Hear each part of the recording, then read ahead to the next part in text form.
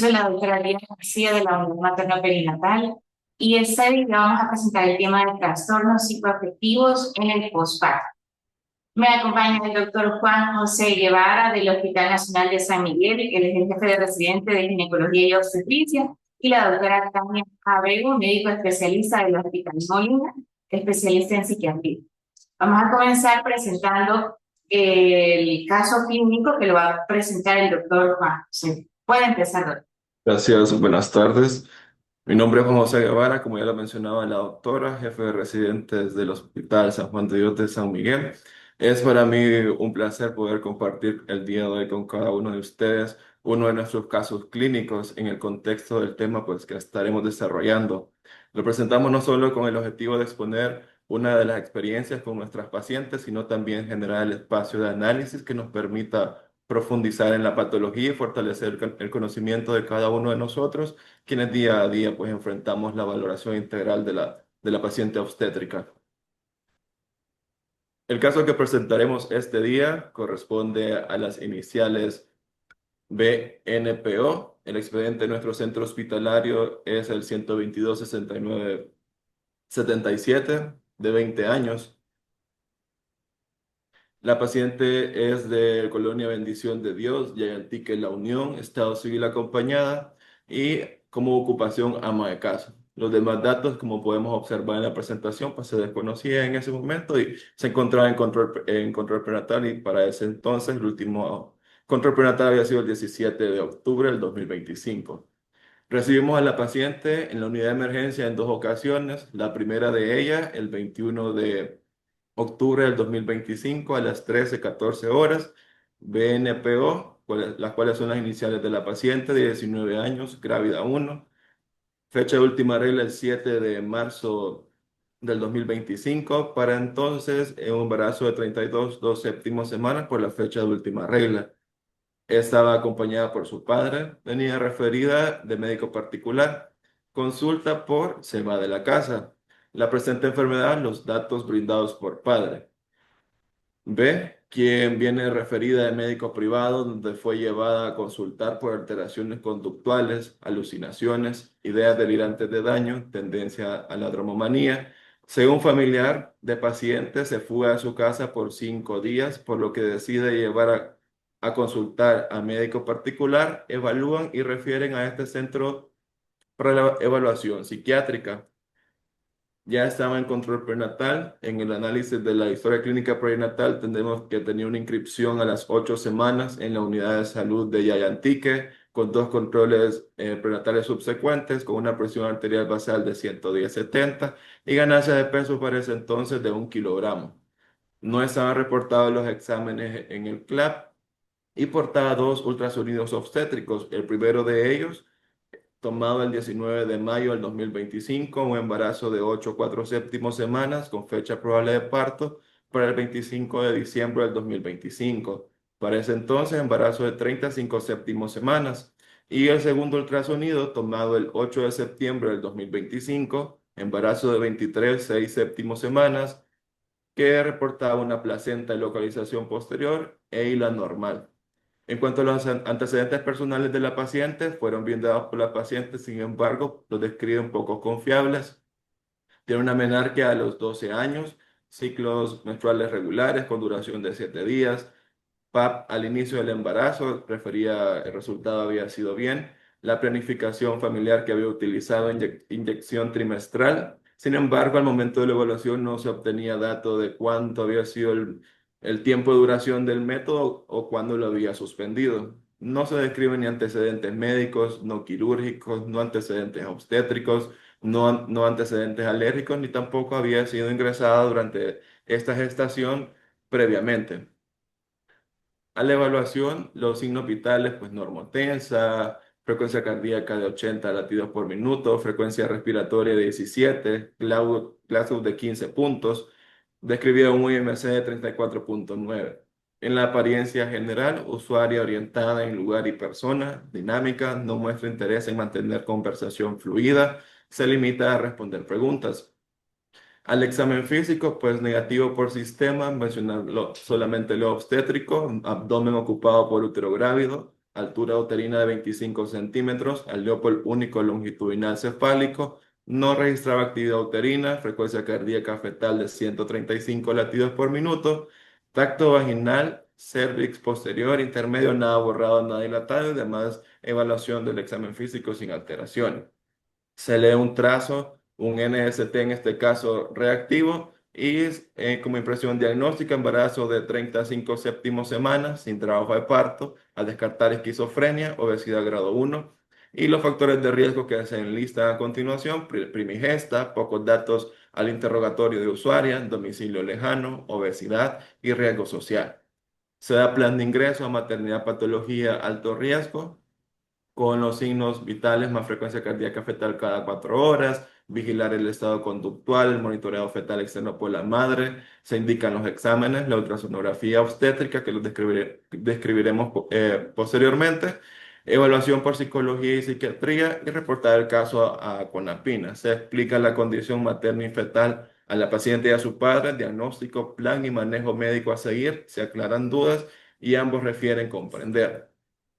Eso es el día 21, el día que la recibimos en la unidad de emergencia. Al siguiente día, el día 22, ya evaluada en servicio de maternidad patología, las mismas iniciales de 19 años, para ese momento embarazo de 32, 3 séptimos semanas, quien consultó el día de ayer era descartada esquizofrenia. Al momento se encuentra estable, consciente, orientada en tiempo, lugar y persona. No ha sido reportada por anormalidades, sin alteraciones en los signos vitales, al examen físico por sistema igual sin alteraciones, y se describen los exámenes de ingreso, que lo único relevante o positivo sería hemoglobina de 9,7, por lo que igual se indica estudio de anemia, y el plan para ese día: la interconsulta con psiquiatría, la ultra obstétrica y la interconsulta con hematología ya con el estudio de anemia.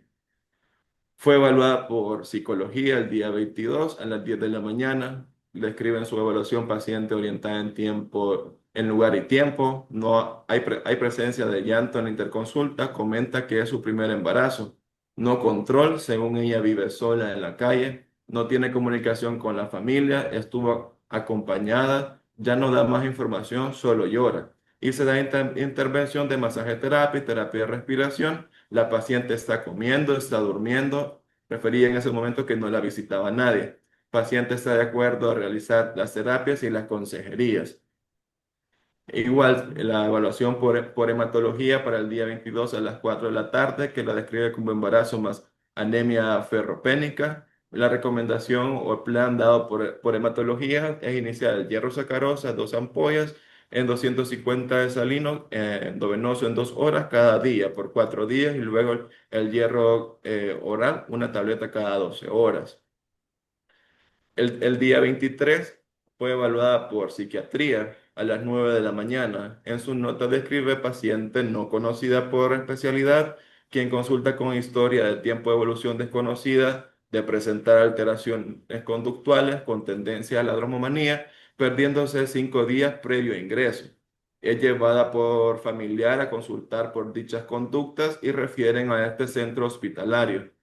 Al momento paciente, colaboradora, hipopúlica, leptosómica, con afecto aplanado, no realiza contacto visual, pensamiento ilógico, incoherente con taquipsiquia e irrelevante, no manifiesta ideas delirantes en evaluación, pero con conducta alucinatoria. Refería o menciona la psiquiatría en ese momento: don E, se llama el papá, no sé, no me acuerdo, ya se me olvidó, se murió ya en enero. Se iniciará dosis de risperidona. Por el momento no se puede realizar diagnóstico certero. Es necesario hablar con familiar para determinar la personalidad previa e inicio de síntomas, por lo que la indicación de psiquiatría es risperidona, media tableta bioral cada noche, y deja en su plan contactar a familiares para entrevista. El día 23 igual tiene un seguimiento por psicología, ya vista anterior. La paciente la describe tranquila, ya no hay presencia de llanto en la interconsulta, está comiendo, durmiendo, la visita a su madre, y en su plan el seguimiento con psiquiatría. El día 23, en fase de visita, las mismas iniciales ya de características previamente descritas, embarazo de 31 semanas, a descartar esquizofrenia más anemia, se describe consciente, orientada, colaboradora, refiere sentirse bien, no trastornos del sueño, no dolores lumbopélvicos, no hidrorrea, buenos movimientos fetales, no fiebre, no disuria, no otros contributorios. Normotensa, igual no describen alteraciones al examen físico, manifiestan a febril, anemia, en los exámenes también hay una descripción, no leucocitosis, no neutrofilia, resto de exámenes en rangos normales, ya evaluada por psiquiatría con plan de entrevistar a familiar, al momento no hay familiar presente. Y se deja plan del monitoreo de los signos vitales, el hierro endovenoso, el seguimiento por psicología y la reevaluación por psiquiatría el día 24. El día 24 nuevamente evaluada por psiquiatría en dos oportunidades. La primera de ellas durante horas de la mañana, a las 11:14 horas, donde menciona que es necesario entrevista familiar para determinar personalidad previa y estresores, ya que paciente se mantiene sin colaborar debido a psicosis. Da plan de continuar lo mismo establecido y citar a familiar. El padre pues se hace presente a la 1:40 p.m. de ese mismo día 24 de octubre y en la nota descrita encontramos que se entrevista a NPR, padre de paciente, quien relata que inicia alteraciones hace 7 meses, en lo que se va de la casa de su esposo y él sale a buscarla. Refiere que incluso al preguntarle por qué no se va a casa de madre, él le manifiesta que porque le daba miedo que la podían matar. Con lo que se establece, en posterior a esa evaluación, el diagnóstico de esquizofrenia paranoide. Permanece durante un fin de semana con plan de no alta para su seguimiento con psiquiatría en horas hábiles. Se toma ultrasonografía obstétrica igual que describe embarazo de 31 2 séptimos semanas, único longitudinal cefálico con un peso de 1817 gramos y la 13.3, placenta grado 2 no previa, anterior. Y al día lunes 27 de octubre, nuevamente evaluada por psiquiatría. Paciente quien se mantiene con mejoría notable, no refiere estrés o signos que inicia con sintomatología súbita. Creía que me iban a matar. No otras alteraciones, no hay psicosis, colabora, atiende indicaciones y no hay síntomas afectivos. Por lo que deja el plan de alta por psiquiatría, cita en la consulta externa en enero del 2026 por sobrecupo y consejería familiar sobre abastecimiento al acabarse medicamento. Y posterior a la evaluación de psiquiatría, donde le dan plan de alta, continúa sus controles prenatales en alto riesgo de este centro hospitalario, tenía cita agendada para el 17 de noviembre del 2025 a las 8 de la mañana, continúan los hematínicos, los psicofármacos, se da consejería de importancia de asistencia a citas agendadas y apego a tratamiento, y las recomendaciones de signos y síntomas de alarma y cuándo consultar. Describimos a continuación los controles en la consulta externa con ginecólogo que tuve en este centro hospitalario, consulta por el control, atendida el 17 de noviembre, BPO, gravidad 1, con FUR del 7 del 3 del 25, diagnosticada por esquizofrenia paranoide, tratamiento con risperidona, media tableta bioral cada día, al momento estable, embarazo de 34 4 séptimos semanas, y describen pues no dolores lumbopélvicos, no hidrorrea, no sangrado transvaginal, percibe buenos movimientos fetales, no signos de alarma, sintomática toxemia y fue dada de alta el 28 de octubre. Sin alteraciones en los signos vitales, al examen físico, abdomen globoso, útero gestante, altura uterina de 31 centímetros, Leopold único longitudinal cefálico, no actividad uterina, genitales secos y sanos. Le dan control subsecuente para el 2 de diciembre del 2025 y continúa con el sulfato ferroso en días alternos, el ácido fólico, exámenes y la sonografía obstétrica.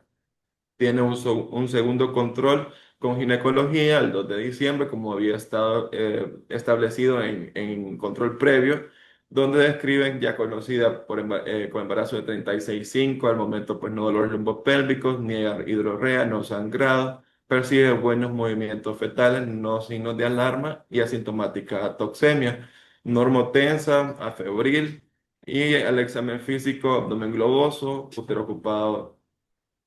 abdomen ocupado por útero grávido, Leopold único longitudinal cefálico, dorso derecho, no actividad, genitales secos, sanos. Y dan plan de cita para evaluación en emergencia el 25 de diciembre. Las recomendaciones sobre signos y síntomas de alarma y cuándo consultar. Describen a continuación sobre la consejería y manifiestan que tiene abastecimiento de hierro y ácido fólico. La paciente pues asiste en una segunda ocasión a la unidad de emergencia, en la cual describiremos a continuación como el segundo ingreso. Asiste el 20 de diciembre del 2025 a las 3:30 p.m. BPO de 19 años, grávida 1. Para entonces tiene menorrea de 46 séptimos semanas. Consulta por los dolores. B. Consulta con historia de un día de inicio de dolor lipopélvico de moderada intensidad más hidrorrea, quemados genitales a las 10 a.m., por lo que decide consultar en unidad de emergencia. Al momento alerta, consciente, orientada en tiempo, lugar y persona, niega síntomas de toxemia, no sangrado, no fiebre, refiere buenos movimientos fetales. El análisis del CLAP, el previamente descrito en el ingreso anterior, nada más sin eso ya se describían controles prenatales y número de 5. Los signos vitales, normotensa, frecuencia cardíaca 88, temperatura de 36,6, Glasgow de 15 puntos. Y en la apariencia general, describe inconsciente, orientada en tiempo, lugar y persona, estable, colaboradora en el interrogatorio, afebril. El examen físico, pues negativo por sistema, el obstétrico abdomen ocupado por útero grávido, frecuencia cardíaca fetal de 140 latidos por minuto, altura uterina 31 con peso fetal estimado de 2.945, actividad uterina no en 10, genitales externos los describen secos, ahí pues se describe la toma de la cristalización, dos muestras, perdón, y tanto al macro como al micro del test de Fer, negativo. El tacto vaginal, cervix posterior de consistencia intermedia, nada borrado, nada dilatado, y resto del examen físico pues sin alteraciones. Se lee NST reactivo, la cristalización en el lecho es negativa. Se cataloga como embarazo de 46 séptimos semanas por fecha de última regla y la esquizofrenia paranoide. Se describen los factores de riesgo y riesgo tanto materno como fetal alto. Realiza un análisis de casos en el cual se decide ingreso y resolución obstétrica por embarazo de término, sumado a factores de riesgo como domicilio lejano más comórbido de esquizofrenia paranoide, por lo que se da plan de ingreso a maternidad patología para inducción del trabajo de parto, mañana posterior al desayuno con prostaglandinas, signos vitales, más frecuencia cardíaca cada 4 horas, monitoreo fetal externo por la madre, los micronutrientes, continúa con la risperidona 2 miligramos media tableta bioral cada noche y la evaluación por medicina interna si fuese necesario. El seguimiento por psiquiatría, exámenes de ingreso y en este caso también reportar a CONAPINA. El día 21 de diciembre del 2025 se evalúa ya en servicio nuevamente con embarazo de 41 semanas, sin trabajo de parto, esquizofrenia paranoide, infección de vías urinarias por los exámenes de ingreso que se habían reportado ya para ese momento. Había sido ingresada para inducción del trabajo de parto sin ninguna otra normalidad que reportar durante el turno y el examen físico continúa igual abdomen ocupado por útero grávido con frecuencia cardíaca fetal de 149, altura uterina de 31 centímetros, peso fetal estimado de 2.945, no actividad uterina y el tacto vaginal continúa nada borrado, nada dilatado. Se describen los exámenes de ingreso y se da plan de bajar a unidad de nacer con cariño para inducción del parto del trabajo de parto. Signos vitales, más frecuencia cardíaca fetal cada 2 horas, vigilar dinámica uterina, monitoreo fetal externo por la madre, evaluación por medicina interna en caso de ser necesario y el seguimiento por psiquiatría. Ya en unidad de nacer con cariño, a las 9 de la mañana, el día 21 de diciembre, se lee NST reactivo y se da la primera dosis de prostaglandinas. Se continúa con la monitorización de los signos vitales y se deja plan de vigilar descenso y dilatación en 6 horas, es decir, a las 3 p.m.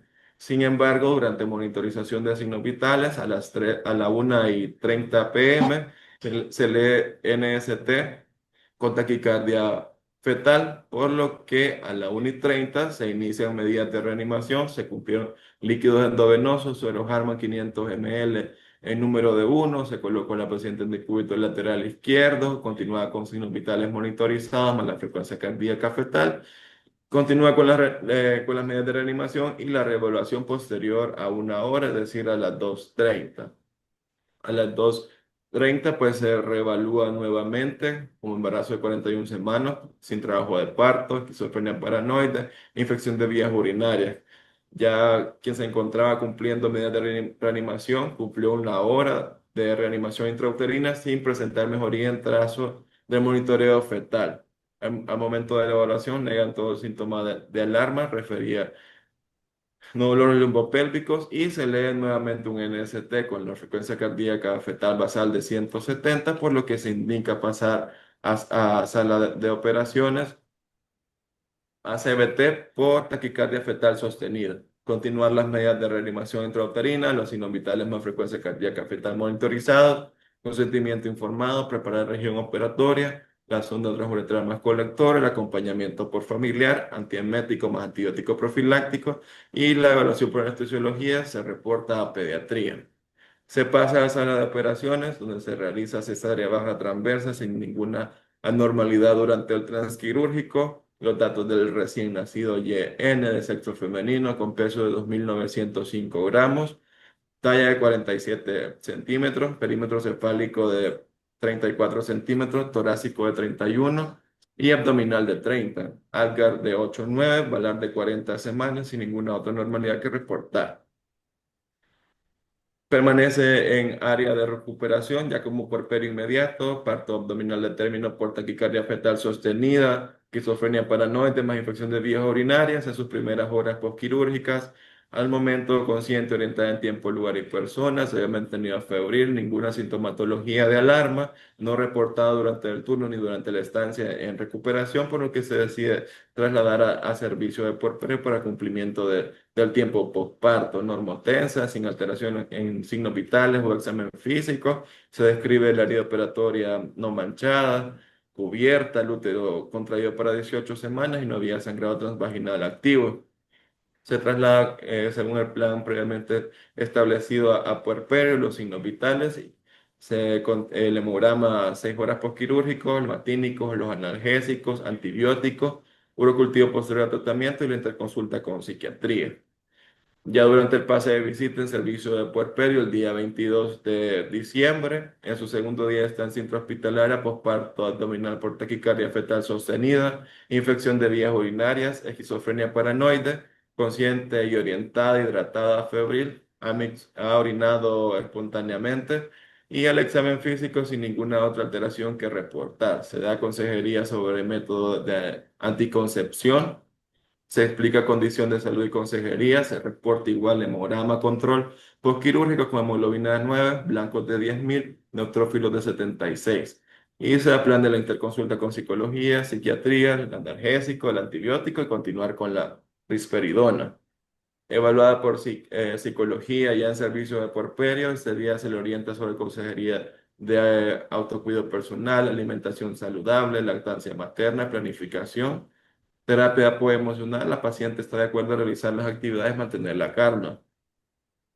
Se continúa al siguiente día con el plan de la interconsulta con psiquiatría, donde es evaluada el día 23 por psiquiatría. En su nota describe paciente ya conocida por especialidad, quien verifica parto abdominal sin complicaciones. Al momento, buen apego al tratamiento, no otras alteraciones de riesgo. Se mantiene el mismo plan de risperidona, 2 miligramos media tableta vía oral cada noche y citas por sobrecupo en enero de 2026.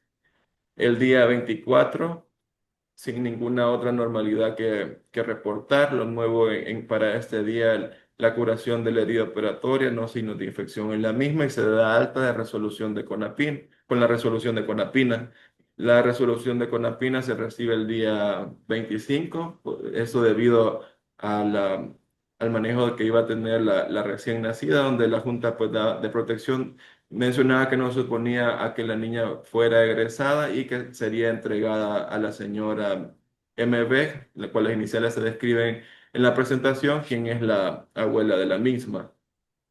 Se da plan de alta el día 25 de diciembre, con altas recomendaciones. Se inicia el método de planificación familiar con implante de tonorgestrel, control materno infantil en la unidad de salud de Antique, los analgésicos hematínicos, continúa el antibiótico oral, la risperidona media tableta vía oral cada noche, seguimiento por psiquiatría en enero por sobrecupo, el cultivo posterior al tratamiento, la curación de la herida operatoria y los retiros de punta en la unidad de salud y la consejería sobre signos y síntomas de alarma. La paciente tenía seguimiento con psiquiatría el día 23 de febrero, sin embargo no asiste, se contacta a través de CIBAS y asiste el día de ayer para su control en la consulta externa con la psiquiatra, quien describe en la nota: paciente viene con madre, fue evaluado durante el posparto por psiquiatría, en donde presentaba inicio de síntomas psicóticos, dejando tratamiento con risperidona, media tableta. De días posparto presenta dromomanía. Se fue de la casa a las 5 a.m. con la niña y yo pedí ayuda, pero no la encontramos. Este día asiste a control, donde el paciente se observa con aplanamiento afectivo, inicialmente mutista selectiva. Sin embargo, durante el discurso refiere: yo volví a nacer, él está muerto. Impresiona que persiste psicosis. Niega alteraciones en la sensopercepción. Madre de paciente refiere que ha presentado un buen patrón de sueño. Al entrevistar a la madre, refiere que antes del embarazo ya presentaba ideas delirantes paranoides. Ella llegó a la casa corriendo diciendo que él la iba a matar y pasaba encerrada porque sentía que algo malo le iba a pasar. Se miraba con miedo y le dejó de hablar a él. No agresiva, se aumenta dosis de psicofármacos. Madre de paciente minimiza síntomas, han perdido controles, se hace psicoeducación. Paciente que impresiona que se encuentra dentro del espectro de esquizofrenia paranoide. El plan que se deja el día de ayer por parte de psiquiatría: se aumenta la risperidona, una tableta cada día, y se deja cita de seguimiento para el día 11 de mayo de este año. Gracias, doctor Juan José Guevara. Como pueden ustedes ver aquí, es muy importante lo que sucedió en el caso, la identificación de los signos de alteraciones psiquiátricas es muy importante durante el embarazo para que éste se desarrolle de manera sana. Y además, otra cosa muy importante es el seguimiento de esas alteraciones. La consulta oportuna, el diagnóstico y el manejo adecuado va a hacer la diferencia de un embarazo sano a un embarazo complicado. Y precisamente otra cosa muy importante es que fue clasificado como un embarazo de alto riesgo y se le dio un seguimiento estricto de parte de obstetricia para que asista a sus controles prenatales, a sus ultrasonografías, ¿verdad? Y a sus citas con psiquiatría. Además, es evidente que también el seguimiento por psiquiatría es muy importante durante todo el embarazo y el parto, como pudimos ver en el caso. ¿Qué opinan?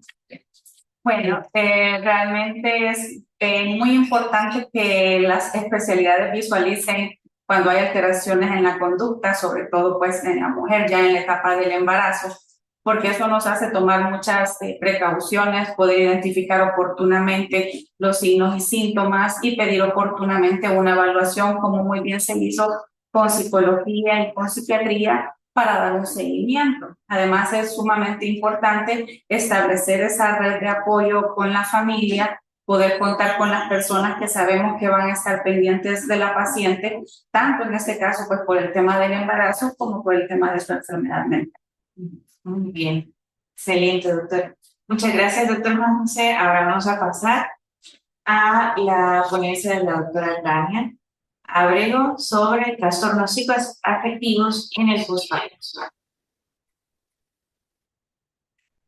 Bueno, buenas tardes a todos. El día de hoy, pues, la ponencia se trata de enfocarnos un poquito más allá del baby blues, que es la alteración emocional que es un poco más conocida, incluso pues dentro de la sociedad, y detectar alteraciones de la salud mental que pueden haber en el posparto. Desde la perspectiva de los cambios psicosociales y el reconocimiento temprano de los trastornos psiquiátricos en el puerperio.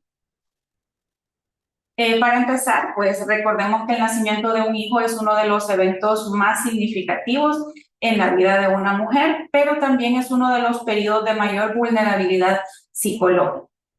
como médicos que acompañamos el embarazo, el puerperio, muchas veces vamos a ser los primeros y en muchos casos los únicos en tener la oportunidad de identificar cuando la adaptación emocional al posparto no está ocurriendo de manera saludable. Esta detección temprana y oportuna va a ser la clave en poder apoyar no solamente al binomio mamá y bebé, sino que también a la familia que los rodea. El posparto es una etapa de múltiples cambios, como podemos ver en la imagen, pues tenemos cambios psicológicos, cambios sociales, cambios biológicos, todos y cada uno son muy importantes y vienen a afectar de diferente manera, en mayor o menor proporción a la mujer. Entre los cambios biológicos que tenemos, pues sabemos que hay ajustes hormonales, hay alteraciones del sueño, la mamá está en una recuperación física posterior al embarazo y al trabajo de parto. Entre los cambios psicológicos está el proceso de adaptarse a la maternidad, principalmente cuando es una primigesta, y también se ve asociado a enfrentarse a cambios en su autoimagen, la habilidad emocional, es decir, estos cambios de las emociones que pueden ser fluctuantes durante los primeros días como parte de la adaptación al posparto. Y cambios emocionales, un embarazo y la llegada de un nuevo miembro a la familia también genera algunos cambios en la dinámica de pareja, en los roles dentro de la familia, se ven cambios en la vida laboral y en el apoyo social. Entonces, es importante que siempre tengamos el contexto de todo lo que puede haber alrededor de los cambios en la mamá para así poder detectar algunas anormalidades oportunamente. Entre los cambios biológicos, pues el periodo posparto implica una intensa reorganización neuroendocrina y fisiológica. Tenemos principales cambios como un descenso abrupto de estrógenos, progesterona, luego de la expulsión de la placenta. Hay cambios o alteraciones relacionados con la oxitocina y con la prolactina. Esto puede conllevar algunas alteraciones propias del sueño, del ritmo circadiano, que están relacionadas con el cuidado del bebé, aunque el bebé pues no duerme siempre a la hora que tendría que dormir la mamá. Esto va generando cansancio, más todo el cambio y la reorganización hormonal pueden generar estos cambios en el posparto. Hay fatiga física, que es asociada al parto, a la recuperación corporal, que es muy importante tomar en cuenta, pues, cómo fue el trabajo de parto, si hubo alguna complicación, incluso en el embarazo, en el parto, si fue una cesárea, si hubo otra complicación que requirió más días de hospitalización. Todo esto, lógicamente, va a venir a afectar de una manera diferente a la mamá. También los cambios metabólicos y hormonales que nos pueden afectar la regulación emocional, la tolerancia al estrés y la energía y la motivación. Aquí es muy importante, ¿verdad? La implicación clínica es que estos cambios pueden aumentar la vulnerabilidad a alteraciones emocionales durante las primeras semanas postparto. Por eso no tienen que pasar desapercibidos y por el contrario debemos prestarles mucha atención. Entre los cambios psicológicos en el posparto, pues el nacimiento de un hijo implica una reorganización profunda de la identidad personal y maternal. Hay muchos procesos psicológicos que suelen vivir las mujeres y es la transición hacia su identidad de madre y también lo que conlleva este nuevo rol. El aumento de la responsabilidad y la percepción de la vulnerabilidad del bebé, ¿verdad? El hacerse la idea que del cuidado de ella, de su alimentación, de todos los cuidados que ella tenga, también depende en gran parte la salud de su bebé. También vienen los cambios en la autoimagen y la autoestima corporal, que pueden venir dados por diversos cambios como el aumento de peso, el aparecimiento de estrías, o por el contrario, hay muchas mamás que al dar la lactancia bajan mucho de peso y todo esto va cambiando de alguna manera su autoimagen y es como volverse a identificar o a reconocerse luego de haber dado a luz. Así como también expectativas idealizadas versus la realidad del cuidado neonatal, que suele surgir mucho por el hecho de pensar que la manera de cuidar al bebé iba a ser un poco más sencilla y resulta que hay mucha más demanda, un bebé que pasa mucho tiempo despierto, que demanda mucho el apego con la mamá, ¿verdad? Todo esto puede generar cambios psicológicos en ella. Y esto conlleva a una mayor sensibilidad emocional y a una labilidad afectiva. Entonces es muy importante conocer algunos factores que van a aumentar esta vulnerabilidad psicológica y es la primiparidad, es decir, una mamá primeriza pues puede tener un poquito más de dificultad para adaptarse a los cambios propios del posparto y de la crianza del bebé, antecedentes psiquiátricos como en el caso clínico de la paciente que nos presentaban, ¿verdad? El hecho de tener ya un cuadro, un diagnóstico psiquiátrico puede generar cambios psicológicos en el posparto a los que deberá de adaptarse. Además, cuando hubo un embarazo no planificado o cuando la mamá vive en un ambiente en el que hay diferentes estresores psicosociales, esto pues nos puede conllevar a estos cambios psicológicos más marcados. ¿Qué estresores psicosociales? Pues, por ejemplo, puede ser violencia intrafamiliar, estresores que haya enfermedad de un ser querido, la muerte de un ser querido en el periodo cercano al embarazo y al parto, dificultades económicas, que tenga también otros hijos, que se le dificulte más la crianza por la cantidad de niños que tenga o que tenga otro niño con alguna enfermedad. Todos estos factores los debemos de tomar muy en cuenta para poder estar pendientes ante algún cambio en la mamá. Y los cambios sociales y familiares que se pueden dar, secundarios a la reconfiguración del sistema familiar y social, la reorganización de roles familiares, la modificación de la dinámica de pareja, en el sentido que muchas veces queda menos tiempo para dedicarse como pareja como tal y deben pues dedicar la mayor atención al cuidado del bebé y esto puede hacer que en algún momento se pierda cierta comunicación o algunas costumbres que se tenían previamente solo como pareja, la redistribución de responsabilidades domésticas, la reducción del tiempo personal, que es muy frecuente, la mamá siente que tiene menos tiempo siquiera para bañarse, para alimentarse, siente que pues el ratito que el bebé está durmiendo es el que tiene que aprovechar para hacer muchas cosas, y la posible interrupción o modificación de la vida laboral en el caso de la mujer, que puede venir de una vida laboral pues activa y posterior a la maternidad, tener que dejar el rol del trabajo fuera de casa para dedicarse al cuidado del bebé. Son cambios o transiciones a las que la mujer se enfrenta y que en algún momento pueden afectarla emocionalmente. La importancia de que detectemos tempranamente en el posparto estos cambios o algunas alteraciones que ya son mayores es porque todas son potencialmente tratables. A veces no son detectadas en la atención médica de rutina por diversos factores, pero es muy importante que tengamos en cuenta que al detectarla oportunamente vamos a prevenir en primer lugar la progresión hacia trastornos psiquiátricos más severos. Además, también mejoramos la capacidad de la vinculación de la mamá con el bebé, porque una mamá con alteraciones emocionales no tiene la capacidad de sentir la misma motivación, energía, alegría hacia el cuidado de su bebé. Además, con esto también vamos a lograr intervenir tempranamente en buscar el apoyo psicosocial, es decir, el buscar redes de apoyo, personas que puedan estar con la mamá, ayudarle en los cuidados del bebé, ayudarle en las actividades de la casa, ayudarla a ir a los controles posparto, a los controles de niño sano, ¿verdad? Y lógicamente vamos a reducir también complicaciones en el desarrollo infantil, porque una mamá que está bien tiene la capacidad de poder cuidar bien de su bebé, de estar pendiente pues de su alimentación, de la estimulación temprana, de los cuidados que éste requiere. Entonces, los controles pues, gineco-obstétricos representan una oportunidad clave para poder identificar síntomas tempranos. Asimismo, las consecuencias de no identificar estas alteraciones emocionales son por lo mismo de ser potencialmente tratables, ¿verdad?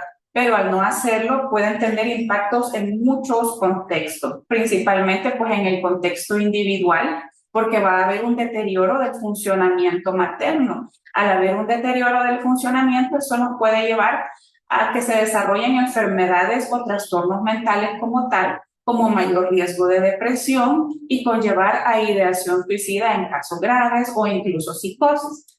También el impacto a nivel familiar es muy importante porque ahí vamos a ver dificultades en el vínculo madre e hijo, ¿verdad? Entonces ya no solamente va a ser la alteración en la salud emocional de la mamá, sino que ya vamos a ver una alteración en el desarrollo psicosocial del bebé y que va a ir con algunas alteraciones. Y puede haber también dentro del impacto familiar tensión en la relación de la pareja por este malestar interno de la mamá. Y en cuanto a lo social y económico, es muy importante recordar que una persona, ¿verdad?, con un trastorno o una enfermedad mental disminuye su productividad laboral, no solamente como actividad remunerada fuera de casa, sino dentro de la casa también. El incremento de consultas médicas y hospitalizaciones y el impacto también en el desarrollo emocional y cognitivo del niño. Entonces, la detección temprana no solamente beneficia a la mamá, al bebé, sino que ayuda a reducir costos humanos, familiares y sanitarios.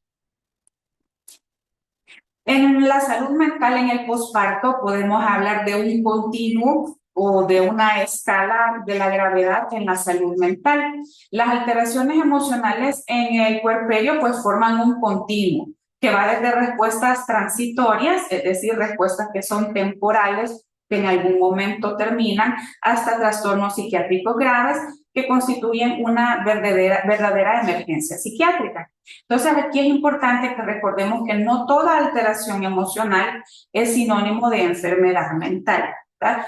Las alteraciones emocionales pueden devenir de una etapa transitoria, de una respuesta de adaptación a la nueva etapa del posparto, y es importante también no estigmatizar ni etiquetar fuera de lo que corresponde cuando una mamá nos expresa una alteración emocional, que no se siente bien cuidando de su bebé, que no se siente capaz, ¿verdad? Es importante que demos la apertura al diálogo, a la confianza por parte de ella, porque dentro de la maternidad muchas veces suelen haber muchos prejuicios en el sentido que una mamá que diga que se siente mal o que se siente cansada, pues automáticamente puede ser tachada de mala mamá o de que quizás no quiere a su hijo o que quizás no lo deseaba, cuando en realidad pues este grito de ayuda, ¿verdad?, es como la señal que la mamá nos está dando de que necesita que le apoyemos en algo más, más allá de juzgar o de hacer una estigmatización.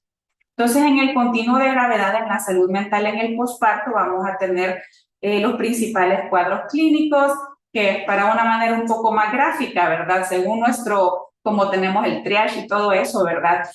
Vamos a ver el baby blues, que es una disforia posparto, y el trastorno adaptativo asociado a cambios en el posparto, que lo podemos catalogar como un color verde, ¿verdad? No es algo que nos va a dar una alerta como tal, pero es algo que sí nos va a dar una señal de que hay un cambio en el estado emocional de la mamá.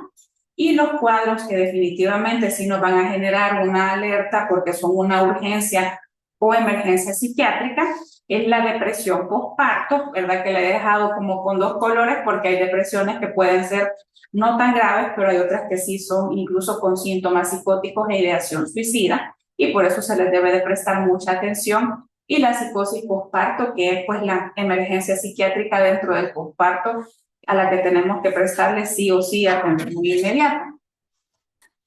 Entonces, al hablar del continuo de la gravedad en la salud mental, las alteraciones emocionales en el puerperio pues van desde estas respuestas transitorias hasta emergencias psiquiátricas. Y pues comenzando con el baby blues, que lo catalogamos como una disforia postparto, es importante que sepamos que el baby blues aparece entre el tercero y quinto día del posparto, es decir, es de los primeros cambios emocionales que pueden suceder en el posparto, y aquí lo que vamos a ver es la habilidad emocional y llanto fácil. Es una mamá que llora seguido, a veces no sabe por qué llora cuando escucha llorar al bebé, llora cuando le duelen los pechos cuando están llenos de leche, llora cuando está dándole de mamar al bebé, y puede fluir también con irritabilidad.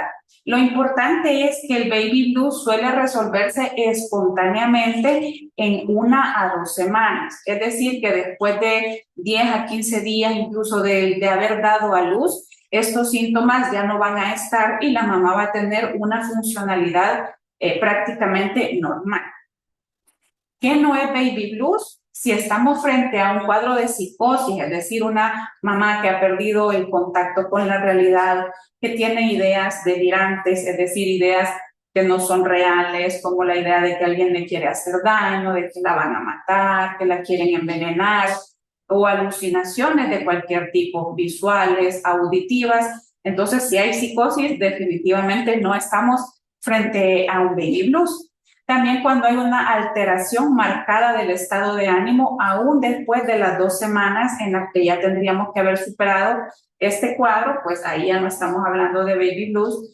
Cuando se presenta ideación auto o heterolítica, es decir, ideas de hacerse daño a sí misma o de hacerle daño a terceros, que en el caso del posparto, pues principalmente esta ideación va referida hacia el recién nacido, y cuando hay una evidente pérdida de la funcionalidad. Es decir, aunque estemos en los primeros días del posparto, pero tenemos a una mamá que no se levanta para nada, que no quiere comer, que no duerme o que duerme mucho, una mamá que no se quiere bañar, que no se quiere cambiar, a quien hay que ayudarle para hacer todas las actividades, ¿verdad? Esa es una evidente pérdida de la funcionalidad, y aunque estemos en los primeros días, no vamos a pensar que es baby blues, porque en este baby blues no se pierde esa funcionalidad. Vamos a seguir con el trastorno adaptativo, que son el trastorno que surge asociado a diferentes cambios. El trastorno adaptativo en general se puede dar en diversas poblaciones, en diversas personas, secundario a cambios biográficos importantes, es decir, después de la muerte de un ser querido, de un cambio de trabajo, un despido, en la jubilación. En el caso de la mujer, un trastorno adaptativo puede suceder primero al saber que está embarazada. Esto es un cambio biográfico importante en la vida de ella, y segundo, cuando se da el parto, porque vuelve a cambiar su vida y a reorganizarse al tener ya a su bebé. Por eso lo he considerado dentro de los trastornos transitorios. Entonces, en el trastorno adaptativo vamos a ver reacciones emocionales experimentadas por la mujer respecto a su nuevo rol como madre. Puede existir pues una imagen que ella tenía sobre su nuevo rol como madre, y tal vez la realidad no coincide. Entonces está empezando a pasar por una transición en la cual tiene que adaptarse a este nuevo rol. También está asociado a los cambios en la imagen corporal, a las modificaciones en la dinámica de pareja, a reorganizar la vida familiar, pues es diferente reorganizar una vida que solo era de pareja a tener ya un bebé, buscar quién puede apoyarles en el cuidado, buscar otras alternativas para diferentes situaciones que antes del bebé no existían, así como también es un trastorno adaptativo ante la sensación de la pérdida de autonomía o productividad laboral. El trastorno adaptativo puede durar hasta 6 meses, es decir, 6 meses posterior a haber dado a luz, porque es una etapa o un periodo en el que se considera que las personas usualmente nos adaptamos a estos cambios biográficos, ¿verdad? Estos cambios en nuestra línea de vida, que lógicamente no nos ponen en peligro, ¿verdad? Pero sí son cambios a los que nos enfrentamos y que posiblemente pues no teníamos los mecanismos para adaptarnos inmediatamente. En el trastorno adaptativo sí puede haber tristeza, puede haber llanto, ansiedad y alteraciones del sueño propias del posparto, es decir, ¿verdad? Posterior a que el bebé no deja dormir, a veces la mamá no logra descansar aunque el bebecito esté dormido, ¿verdad? Entonces no vamos a tener un insomnio completo, sino un poco de dificultad para que la mamá pueda descansar. La tristeza no va a ser una tristeza marcada que nos va a llevar a pensar en una depresión, pero sí podemos ver a la mamá pues con su estado de ánimo un poquito más abajo, y la ansiedad, que usualmente se va a traducir en preocupación de si estará haciendo bien las cosas, si estará cuidando bien de su bebé, si su bebé no se le va a enfermar, etc. Los síntomas en el trastorno adaptativo no son intensos ni tampoco van a hacer perder la funcionalidad de la mamá, ¿verdad? Y más bien están relacionados a la sensación de sentirse abrumada o sobrepasada por el nuevo rol. Entonces, otra vez, ¿qué no es un trastorno adaptativo? Si hay psicosis, pues no estamos pasando por un trastorno adaptativo, es algo más. Si hay una alteración marcada del estado de ánimo, aún después de 2 semanas, no vamos a estar hablando de un proceso adaptativo, sino que posiblemente ya hay un cuadro depresivo. Si los síntomas ansiosos duran la mayor parte del día y generan malestar evidente a la madre, es decir, hay muchos síntomas físicos, mucha tensión muscular, cefaleas, temblores, sudoración, etcétera. Si la mamá pasa preocupada por todas las situaciones alrededor sin que éstas sean una verdadera causa de preocupación. También no vamos a estar ante un trastorno adaptativo si tenemos insomnio completo, es decir, que la mamá, a pesar que el bebé esté dormido, ella no logra descansar, o incluso en la noche si tiene si el papá del bebé le ayuda y todo, pero a pesar de eso la mamá no descansa, no duerme ni de día ni de noche, pues posiblemente ahí no estamos frente a un trastorno adaptativo, tenemos que pensar en algo más. También cuando hay ideación suicida o ideación heterolítica no es adaptación, y cuando hay una evidente pérdida de la funcionalidad, ¿verdad? Todo eso lo traigo a mención para que sepamos qué sí poder esperar de X diagnóstico y qué definitivamente no es parte de él, porque eso ya nos lleva a pensar en otra entidad diagnóstica. Siguiendo con la depresión postparto, pues la depresión postparto puede aparecer en las primeras semanas o incluso en los primeros meses posteriores al parto. En esta se va a caracterizar por una tristeza persistente, es decir, una mamá que pasa triste la mayor parte del día. Puede haber o no puede haber llanto, pero notamos la tristeza a través de su expresión facial, a través del autocuidado que se da, de si está comiendo, de si está durmiendo, si se baña, si se cambia, ¿verdad? Vamos a ver a una mamá con anedonia, es decir, una mamá que no tiene deseo o motivación de hacer las cosas. A una mamá que expresa culpa excesiva por diversas situaciones relacionadas usualmente con el bienestar del bebé. Pueden haber ideas repetitivas en las que ella sienta que el bebé no está ganando peso, que ella podría ser mejor madre, pero que no lo es, que no está cuidando del bebé como se debe, que no merece ser madre, etcétera. Alteraciones del sueño y del apetito, que usualmente pueden haber mamás que no duermen para nada, ¿verdad? O también pueden haber mamás que pasan la mayor parte del tiempo dormidas y pese a dormir mucho sienten que no han descansado.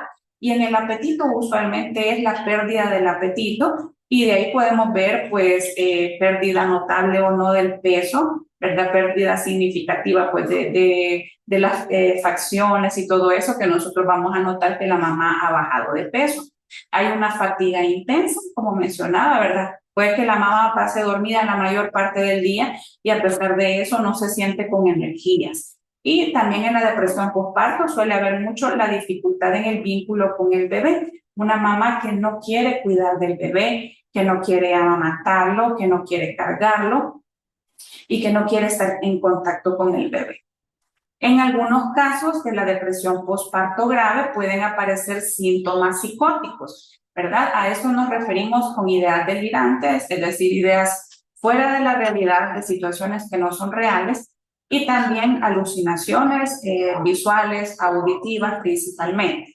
También vamos a ver a una mamá que no puede o que tiene dificultad para mantener la coherencia en el discurso, es decir, que las ideas que expresa pueden no estar relacionadas una con la otra. Vamos a ver respuestas que están poco relacionadas con la conversación, es decir, a la hora que tenemos a esta mamá en el consultorio, le vamos a preguntar algo y posiblemente nos va a contestar con monosílabos o con una o dos palabras, algo que no está relacionado con lo que le estamos preguntando, y vamos a ver un tiempo pregunta-respuesta prolongado, es decir, le pregunto algo y a la mamá le va a tomar mucho tiempo, más de lo usual, darnos una respuesta que usualmente sería espontánea, como por ejemplo, cómo se ha sentido, está durmiendo en la noche, le está dando de mamar a su bebé. Puede que le tome mucho más tiempo de lo usual darnos esta respuesta. Además, pues el riesgo suicida y el riesgo de daño al recién nacido son las dos características que nos hacen también como categorizar a la depresión postparto como una urgencia psiquiátrica por el hecho pues de que puede haber un daño hacia sí misma o hacia el bebé. Y la psicosis postparto, que es como en la escala, ¿verdad? El cuadro de mayor riesgo y al que tenemos que darle una atención emergente. Vamos a ver que la psicosis postparto suele ser una condición poco frecuente, pero es muy grave, ¿verdad? Y por eso la catalogamos como una emergencia psiquiátrica. Los síntomas de la psicosis postparto va a ser principalmente la presencia de delirios y alucinaciones. En la psicosis postparto no vamos a ver a la mamá depresiva como tal, sino que la vamos a ver muy suspicaz, muy a la defensiva. Es una mamá que en la mayoría del tiempo piensa que está bajo amenaza, que ella está en peligro, que su bebé también. Vamos a ver un pensamiento desorganizado, es decir, la expresión de ciertas ideas que no son congruentes con la realidad. Va a haber conducta extraña, por ejemplo, la vamos a ver aislarse, esconderse, querer tener a su niño solo con ella y no querérselo dar a nadie, ¿verdad? Agitación psicomotriz, que puede ser pues la conducta de inquietud, de querer agredir a otros o alejarlos, porque ella se siente que está en peligro, ella y su bebé. Pero dentro de esta conducta puede haber riesgo de dañarse a sí misma o a su bebé en el afán de protegerse o de no permitir que nadie más les haga daño. La psicosis postparto, esa usualmente inicia entre el tercero y 14º día postparto, es decir, que suele ser de un inicio un tanto abrupto. En la mayoría de los casos aparece durante las primeras 2 semanas. Con menor frecuencia la vamos a ver aparecer al mes o a las 6 semanas del posparto, pero es importante que lo tomemos en cuenta, ¿verdad? Para que sepamos que aún en esta etapa del posparto puede aparecer la psicosis. La importancia también, antes de decir o de dar el diagnóstico de psicosis postparto, la importancia de descartar causas médicas, ¿verdad? Siempre tenemos que considerar la posibilidad de delirium o de un trastorno mental secundario a una condición médica, especialmente si vamos a ver a esta mamá con una alteración en su nivel de conciencia. Es decir, si el sensorio de la mamá está alterado y hay fluctuaciones en su estado de conciencia, que pasa de estar adormitada, somnolienta, a estar muy activa, con hiperconcentración, pero cuando veamos esas alteraciones o fluctuaciones, mejor descartemos lo médico antes de pensar en una psicosis. También cuando hay una desorientación marcada. El paciente o la persona con una enfermedad primariamente psiquiátrica usualmente no va a tener una desorientación como tal, ¿verdad? Sino que puede ser que nos diga, le preguntamos qué fecha es ahora y en lugar de decirnos que 5 de marzo, nos va a decir que es 4, por ejemplo, ¿verdad? Pero no es una persona que no va a saber cómo se llama o quiénes son los que están a su alrededor, que no va a saber en qué año estamos. Entonces, cuando veamos esta desorientación marcada, pues primero hay que descartar algo neurológico, algo metabólico, antes de pensar en una psicosis. Cuando vemos la fluctuación del estado mental, ¿verdad? Y hay un deterioro atencional significativo. Si hablamos o queremos establecer la comunicación con la paciente, pero se nos está quedando dormida, de repente despierta, pero no logra mantener una conversación fluida o una conversación lógica, digámoslo así, ¿verdad? Todo esto nos tiene que hacer pensar que tenemos que descartar una causa médica y sobre todo lo menciono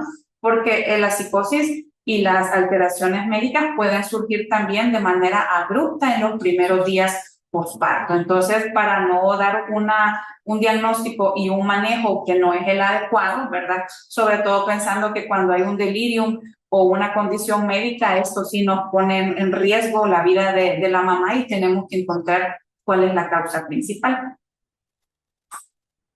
Y bueno, para ir haciendo pues un pequeño resumen, ¿verdad? Algunas perlas clínicas sobre salud mental en el posparto.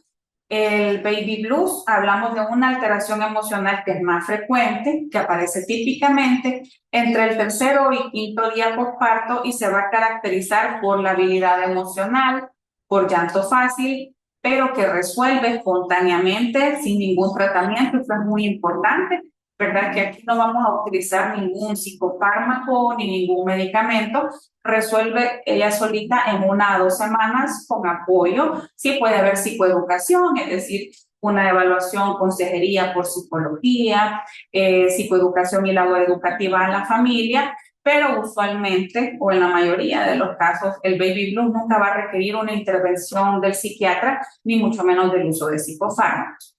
Luego tenemos el trastorno adaptativo en el posparto, que lo vamos a relacionar con las dificultades para adaptarse a los múltiples cambios físicos, emocionales, familiares, laborales asociados a la maternidad y a este nuevo rol. Y podemos ver tristeza, ansiedad, sensación de sentirse abrumada, pero sin cumplir criterios de depresión mayor o de trastorno de ansiedad generalizada. En el trastorno adaptativo también, usualmente el cuadro resuelve a los 6 meses, pero en este periodo se puede dar acompañamiento psicológico, se puede ir dando consejería, fortalecer la red de apoyo. En algunos casos sí se interviene por parte de psiquiatría, más que todo cuando hay mucho insomnio, dificultades para dormir. Solemos utilizar benzodiazepinas por un ciclo corto, ¿verdad? De no más de 15 días a un mes, porque es la mayor alteración que tal vez nos puede preocupar. Porque como decíamos, pues la tristeza y la ansiedad nunca van a ser tan graves como para considerarlo un diagnóstico psiquiátrico. Luego está la depresión postparto, que afecta aproximadamente del 10 al 15% de las mujeres y puede aparecer en las primeras semanas o meses después del parto, y vamos a notar ahí sí un deterioro del funcionamiento materno, dificultades con el vínculo madre-bebé y riesgo suicida en casos graves. En estos casos sí, pues además de la intervención psicológica, entonces sí interviene el psiquiatra, sí utilizamos psicofármacos, ¿verdad? A la cabeza, antidepresivos, benzodiazepinas cuando la mamá pasa muy ansiosa, además de eso no duerme. En los casos que hay síntomas psicóticos, pues si es una depresión postparto grave, también utilizamos antipsicóticos, y según pues el riesgo auto o heterolítico que exista, se requiere o no el ingreso hospitalario. Y pues la psicosis postparto, que es poco frecuente, pero constituye una emergencia psiquiátrica, que vamos a decir que siempre inicia de forma abrupta en las primeras 2 semanas y se caracteriza pues por las ideas delirantes, las alucinaciones, la desorganización conductual, las ideas relacionadas con el bebé. Entonces la psicosis postparto pues sí requiere el ingreso, la hospitalización y la utilización de diversos psicofármacos para poder regular el estado mental de la mamá. Y bueno, tanto la depresión postparto como la psicosis, según la evolución, pueden requerir en un momento también, bien evaluada lógicamente, terapia electroconvulsiva. Entonces, para hacer también un pequeño resumen, el impacto en salud mental materna, la depresión postparto, según el porcentaje que afecta a las mujeres, pues también se traduce en esa cantidad de 460,000 años perdidos ajustados a la discapacidad, ¿verdad? Esto quiere decir que impacta tanto en la salud mental como en su productividad, porque usualmente la etapa en la que una mujer está embarazada, pues viene a la par de años en los que es pues laboralmente productiva, ¿verdad? Tanto en su hogar, en su familia, en su sociedad. Entonces, esto obviamente que causa un impacto muy grande. El impacto también en la productividad y la economía. La depresión postparto genera importantes pérdidas económicas y laborales, incluyendo alrededor de 6.100 millones en pérdidas de productividad por ausentismo, por baja productividad, por costos médicos asociados a la atención sanitaria. Y por último, pero no menos importante, el impacto en el desarrollo infantil. Cuando los trastornos emocionales del posparto no se detectan a tiempo y no los tratamos a tiempo, pues podemos ver una gran cantidad de casos en los que hay pérdida del vínculo entre mamá y bebé, y esto conlleva a muchas alteraciones en el desarrollo infantil. Pues a la cabeza, retrasos en el lenguaje, afectación emocional en el bebé, y esto va conllevando a que a lo largo del desarrollo del niño no vaya alcanzando sus hitos del desarrollo de la manera adecuada, que pueda ir perdiendo algunas habilidades o no lográndolas en la etapa que se debe por falta de estimulación, ¿verdad? Entonces se traduce también en un niño que va a poder tener algunas alteraciones de su salud emocional y mental. Y bueno, como conclusión, ¿verdad? Lo que quiero que nos llevemos quizás para esta tarde, más allá de poder hacer como tal el diagnóstico y dar un tratamiento específico, es la detección temprana. El saber que sí es normal o transitorio en los cambios después del parto y que definitivamente pues no es normal y requiere una intervención por psicología y o por psiquiatría. Entonces, que recordemos que la detección temprana de los trastornos emocionales del posparto no solo protege la salud mental de la madre, sino también el desarrollo emocional del niño, por ende el bienestar de toda la familia y de la sociedad. Así que, bueno, muchas gracias por su atención. Muchas gracias, doctora. Muchas gracias. El tema es muy importante y muy interesante todo lo que habló esta tarde. Precisamente esa última reflexión es lo más importante, que no solo lo veamos como que tenemos que hacer diagnóstico a una mujer embarazada, sino que también esto afecta el vínculo con mi bebé.